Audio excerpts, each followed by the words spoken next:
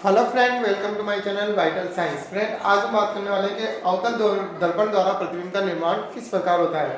तो फ्रेंड, आप वीडियो को अच्छे से समझना है। इसके पहले मैंने आपको एक वीडियो बनाई थी जिसमें हमने बात की थी कि गोलीय दर्पण द्वारा परावर्तन के नियम। यदि फ्रेंड आपको वीडियो अच्छे से समझ में आ गई होगी तो हम किरण चित्र बहुत आसानी से बना सकते हैं। तो फ्रेंड, एक चीज़ और, मैं जो भी ये टॉपिक पढ़ा रहा हूँ इस लेसन के, उनके नोट्स की मैंने पीडीएफ बनाकर उसकी लिंक डिस्क्रिप्शन में दे दी है। तो आप डिस्क्रिप्शन में जाकर इसकी लिंक के द्वारा ये नोट्स भी डाउनलोड कर सकते हो। तो सबसे पहले हम बात करते हैं अवतल दर्पण द्वारा प्रतिबिंब का निर्माण। तो इसके लिए अलग अलग स्थिति होती है कि जब, जैसे पहली स्थिति हम बात करते हैं कि जब वस्तु कहां पर स्थित हो, अनंत पर स्थित हो।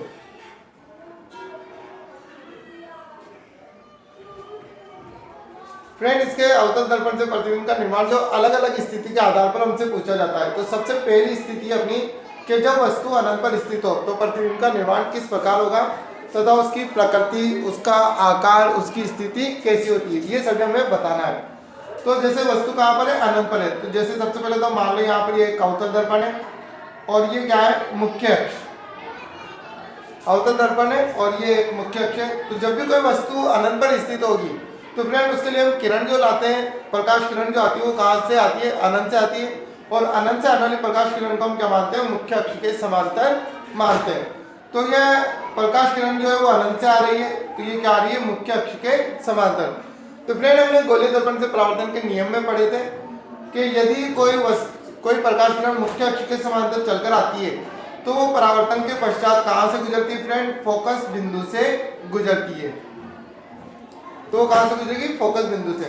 तो हर एक वस्तु से इस चीज को विशेष ध्यान रख लेना फ्रेंड, कोई सी भी वस्तु, उस वस्तु से जब कोई किरण गुजरती है तो उससे क्या होगी, हर बार लगभग 2 किरणें हम गुजारेंगे। जैसे मान लो फॉर एग्जाम्पल एक टॉर्च के हिसाब से, टॉर्च को जब हम जलाते हैं तो कुछ इस तरीके से फैलती हुई रोशनी आती है, तो वो क्या होती है, 2 भागों में बटी होती है। तो यहाँ पे हम क्या है, जब भी कोई भी वस्तु से हम प्रकाश किरण गुजारेंगे तो क्या होगी, 2 किरणें। आप चाहे तो दोनों मुख्य अक्ष के एक तरफ से ले सकते हो या अलग अलग तरफ से। तो दूसरी किरण एक और आती है जो कि मुख्य अक्ष के समांतर चलकर आती है और परावर्तन के पश्चात कहां से गुजरेगी, फोकस बिंदु से गुजरती है। इस प्रकार ये प्रकाश किरणें परावर्तन के बाद जिस स्थान पर अपने आप को काटती है वहीं क्या होता है, वस्तु का प्रतिबिंब बनता है। तो हम क्या कहेंगे, जब वस्तु अनंत पर होगी तो प्रतिबिंब कहाँ बनेगा, फोकस बिंदु पर बनेगा, जो कि कैसा होगा, वास्तविक। सबसे पहले तो प्रतिबिंब कहाँ बनता है, फोकस पर बनता है, और ये कैसा होता है, वास्तविक, उल्टा, और क्या होता है, वस्तु से अत्यंत छोटा होता है। प्रतिबिंब कैसा होगा, फोकस पर बनेगा, वास्तविक होगा, उल्टा और अत्यंत छोटा होता है। ये पहली स्थिति है जब वस्तु अनंत पर स्थित हो। नेक्स्ट सेकंड हम बात करते हैं फ्रेंड, सबसे ज्यादा जो पेपर में जो पूछे जाते हैं वो होते हैं अपने, जब वस्तु 2f पर स्थित हो या 2f से परे, ये चीज हमसे ज्यादा पूछी जाती है। सेकंड स्थिति अपनी, जब वस्तु का 2f से परे, 2f से परे। फ्रेंड, ये क्वेश्चन ये भी आ सकता है कि जब वस्तु कहां पर स्थित हो, अनंत व 2f के मध्य, अनंत 2f के मध्य भी हमसे पूछा जा सकता है, या 2f से परे भी कहा जा सकता है, या फिर 2f को हम वक्रता केंद्र भी बोल सकते हैं। तो वक्रता केंद्र से परे। तो अब यहाँ पर हम बात करते हैं, ये एक अवतल दर्पण है अपने पास और ये मुख्य अक्ष। अब वस्तु कहां पर स्थित है, 2f से परे, मतलब जैसे यहाँ तो मान लो फोकस बिंदु है और फोकस बिंदु का दुगना क्या हो जाता है, 2f, मतलब वक्रता केंद्र। यहाँ वक्रता केंद्र है मतलब 2f है, तो हमसे क्या कह रहा है, 2f से परे, या फिर हम क्या कह सकते हैं, अनंत 2f के मध्य। तो वस्तु हम कहाँ रखेंगे, इस जगह पे।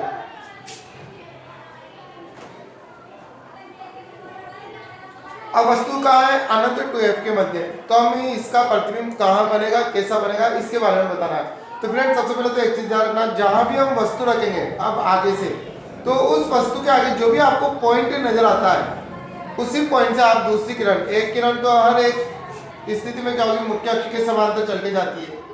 एक किरण तो कहाँ जाएगी, मुख्य अक्ष के समांतर चल के जाएगी, और मुख्य अक्ष के समांतर आने वाली किरण क्या होती है, परावर्तन के पश्चात। तो फ्रेंड, यहाँ पे सबसे पहले तो मुख्य अक्ष के समांतर जाने वाली किरण तो कहाँ से गुजरेगी, फोकस बिंदु से, फिक्स है, और वस्तु जहां भी रखी उसके आगे जो भी बिंदु है दूसरी किरण हम वहां से गुजारेंगे। तो जैसे यहाँ पर वस्तु है तो दूसरी किरण कहां से गुजरेगी, इस वक्रता केंद्र से। तो फ्रेंड हमने एक नियम पढ़ा था, यदि वक्रता केंद्र से कोई प्रकाश किरण गुजरती है तो क्या होती है, परावर्तन के पश्चात वापस उसी मार्ग में लौट जाती है। ठीक है, तो अब ये दोनों एक दूसरे को किस जगह पर काट रही है, यहाँ पे काट रही है, तो वस्तु का प्रतिबिंब भी कहाँ बनेगा, जहां पर ये एक दूसरे को काटेगी। तो ये तो क्या है 2f और ये क्या है f। तो फ्रेंड अब वस्तु का प्रतिबिंब कहाँ बना, f व 2f के मध्य। तो हम यहाँ क्या लिख देंगे, वस्तु का प्रतिबिंब तो कहाँ बन रहा है, f और 2f के मध्य। और एक चीज हमेशा ध्यान रखना फ्रेंड, प्रतिबिंब क्या होता है, ये वास्तविक प्रतिबिंब है, क्योंकि प्रकाश किरणें वास्तव में मिलती है, हमें प्रतीत हो रही है। तो प्रतिबिंब कैसा है, वास्तविक। और वास्तविक प्रतिबिंब सदैव कैसा बनता है, उल्टा बनता है। और आकार कैसा है इसका, वस्तु से छोटा। तो हम यहाँ क्या लिख देंगे, वस्तु से छोटा आकार। ये आपकी क्या होगी फ्रेंड, दूसरी स्थिति, जब वस्तु कहाँ पर स्थित हो, 2f से परे। 2f से परे होने पर इस प्रकार से प्रतिबिंब बनेगा। ये आपका इसका किरण चित्र हो गया। नेक्स्ट स्थिति हम नेक्स्ट इसमें बात करते हैं कि नेक्स्ट कंडीशन क्या है अपनी, कि जब वस्तु कहाँ पर स्थित हो, 2f पर। तीसरी स्थिति में हम क्या कहेंगे फ्रेंड, तो वस्तु। अब फ्रेंड तीसरी स्थिति क्या है अपने पास, कि जब वस्तु कहाँ पर स्थित हो, 2f पर स्थित हो।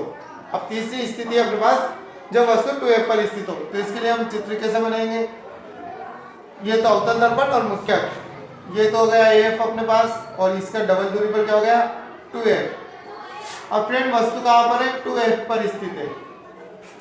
तो पहली किरण तो क्या होती है, मुख्य अक्ष के समांतर आती है, जो कि कहाँ से गुजरती है, फोकस बिंदु से गुजरती है।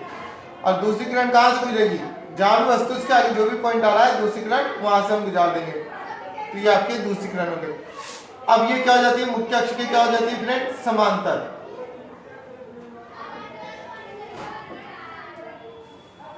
तो अभी मुख्य अक्ष के समांतर हो गई, तो वस्तु का प्रतिबिंब कहाँ बनेगा अपने, इस चीज को विशेष ध्यान रखना फ्रेंड। जब वस्तु 2f पर स्थित होती है तो प्रतिबिंब कहाँ बनता है, 2f पर ही बनता है, और वास्तविक उल्टा और वस्तु के बराबर बनता है। ये सबसे ज्यादा मोस्ट स्थिति है, सबसे ज्यादा जो पेपर में आता है वो इसी के ऊपर आता है, कि जब वस्तु 2f पर स्थित हो तो उसके प्रतिबिंब का निर्माण किस प्रकार होता है, उसकी प्रकृति, उसका आकार बताइए। तो हमसे ये पूछा जाता है, तो जब वस्तु 2f पर स्थित होती है तो प्रतिबिंब कहाँ बनता है, 2f पर ही बनता है। ठीक है फ्रेंड, अब नेक्स्ट बात करता हूँ। अब वस्तु आगे नेक्स्ट स्थिति अपनी कहाँ आ गई, अब वस्तु कहाँ पर है, 2f और वह f के मध्य। फ्रेंड इस चीज का ध्यान रखना कि जैसे जैसे वस्तु हम इधर सरकाते जाएंगे, प्रतिबिंब इस तरफ आता जाएगा।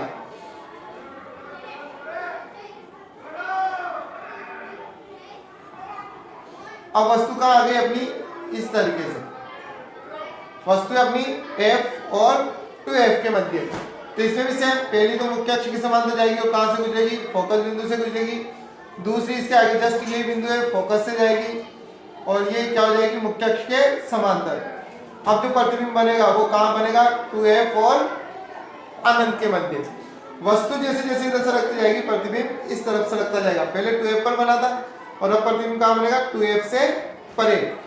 अब ये प्रतिबिंब कैसा होगा, वास्तविक, उल्टा और वस्तु से बड़ा। ये प्रतिबिंब कैसा होगा फ्रेंड, वस्तु से बड़ा होगा। तो हम यहाँ क्या लिख देंगे, वस्तु से बड़ा प्रतिबिंब, और वास्तविक होगा, उल्टा होगा। तो कहां बनेगा, ये 2f से परे बनेगा।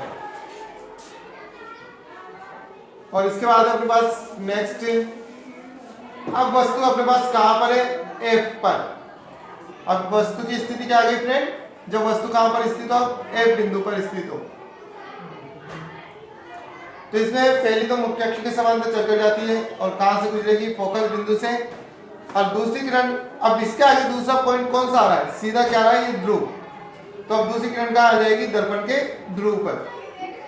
और इसके लिए फ्रेंड मैंने एक नियम बताया था कि दर्पण के ध्रुव पर आने वाली प्रकाश किरण क्या होती है, परावर्तन के पश्चात इस मुख्य अक्ष के साथ बराबर के कोण बनाती है।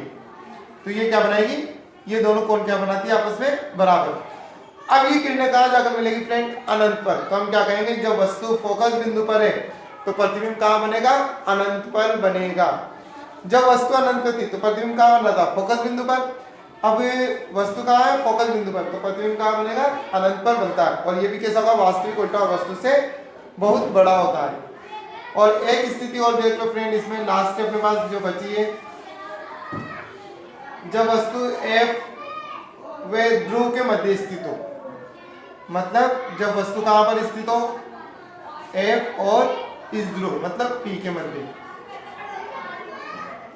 अब वस्तु यहाँ पर स्थित है, इसको थोड़ा ध्यान से देखना क्योंकि इसमें क्या होता है प्रतिबिंब पीछे की ओर बनेगा।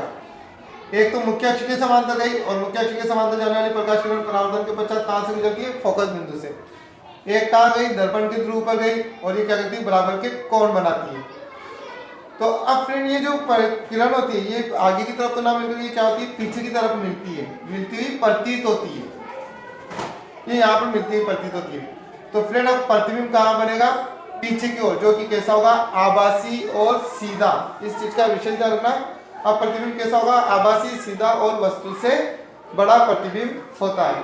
तो फ्रेंड ये अवतल दर्पण द्वारा प्रतिबिंब के निर्माण की जितनी भी स्थितियां थी वो सभी मैंने आपको बता दी है और इन सभी स्थितियों को मैंने इनके नोट्स भी है जो मैंने जिसकी लिंक डिस्क्रिप्शन में दे दी है, आप वहां से जाकर इसके नोट्स डाउनलोड कर सकते हो। यदि आपको वीडियो अच्छी लगी हो तो लाइक और शेयर जरूर करें। Thank you for watching.